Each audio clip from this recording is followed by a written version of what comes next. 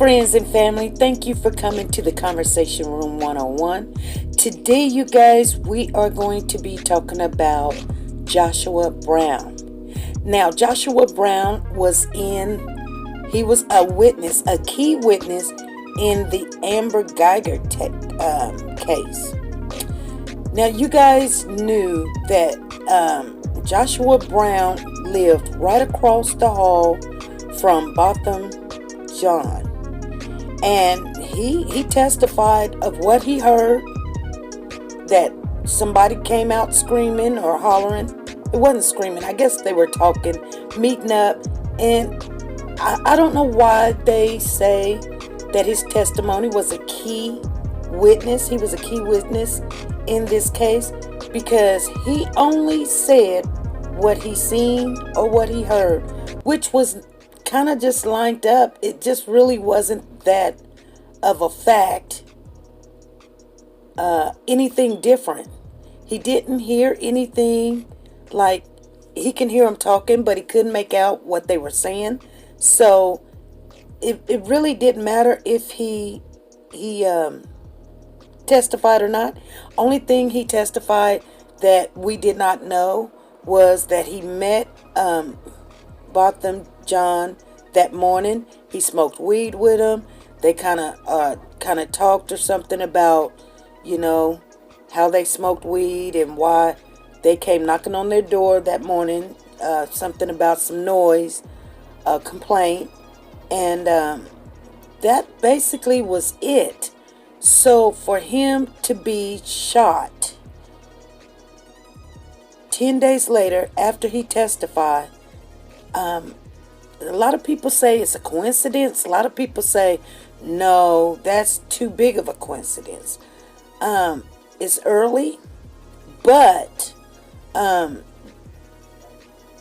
think they're going to investigate.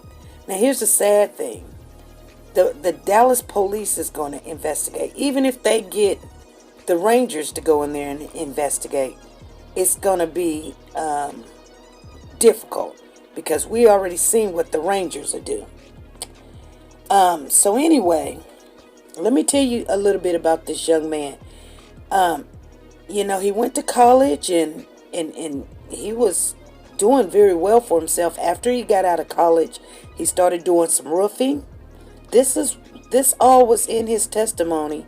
And then he started Airbnb, where he had a couple of them down there in his hometown and other places. And then he was getting ready to start one right there in Dallas. And so he had a plan. And so it seems to me he knew some people, but he didn't know a lot of people down there. Now, the funny thing about this whole twist that came to this story was the number one thing. After his testimony, 10 days later, he gets shot. And I guess it's kind of like sending out a message, because some people has reported that he got shot in the mouth. And then there was a report he got shot in the face. And then they said that he got shot in the back. And then we heard it was a shot and then a double tap. So this is a good opportunity for copycatters or someone to blame the police. Or it could be the police by doing the double tap and shooting in the mouth. It sends out a message. Any way you look at this, it is downright evil, malice, vindictive, and malicious. And no one seen who did what. So he was the key target of getting shot. Now, the sad thing about this situation, and I'm going to express my condolences to the family, but the sad thing about this whole situation is this young man, he put his life on the line to go and tell what he seen and what he heard. And it was all for someone else to do the right thing, which a lot of people don't do that. And some people say he was crying on the stage. Some people say, something got in his eye. and everybody took it for that he was crying on the stage.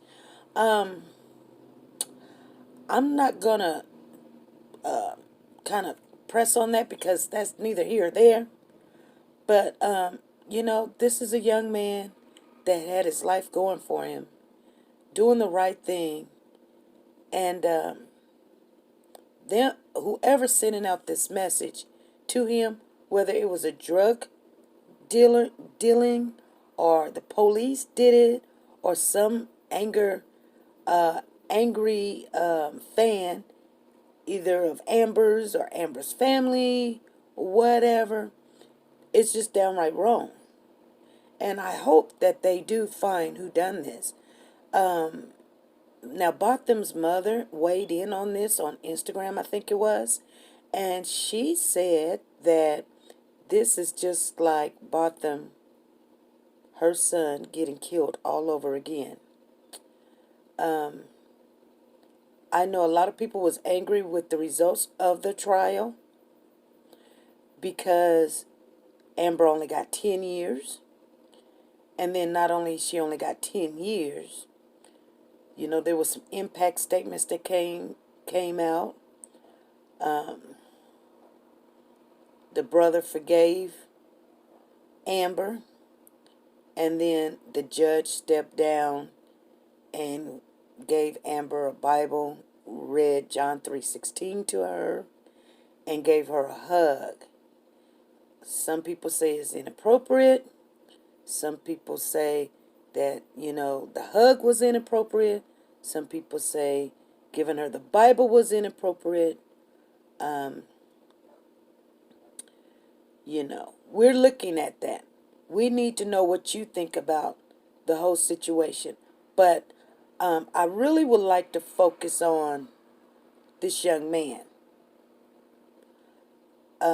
Because he was just an innocent person that had to tell what he seen and what he heard, which was absolutely really nothing. I mean, he told what he seen and he heard. He didn't really see anything, and he heard some people talking, and then he heard some gunshots. I mean, and that could be anyone. And what I'm getting at, that whoever done this is putting scare tactics into the people. Now, this is what I'm saying. I don't want to really talk about the distraction of the hugging and the forgiving. And I know that's another arena that has to be dealt with. But just the scare tactics that either the police are doing or someone is doing to the people. That's the main thing. Because I'm pretty sure that they're going to appeal this.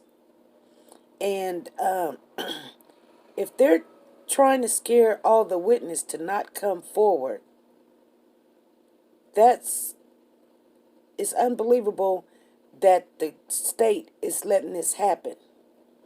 So you're letting, just because it is the blue team, you're letting them do the scare in the killing, and the people in Dallas do not have a chance.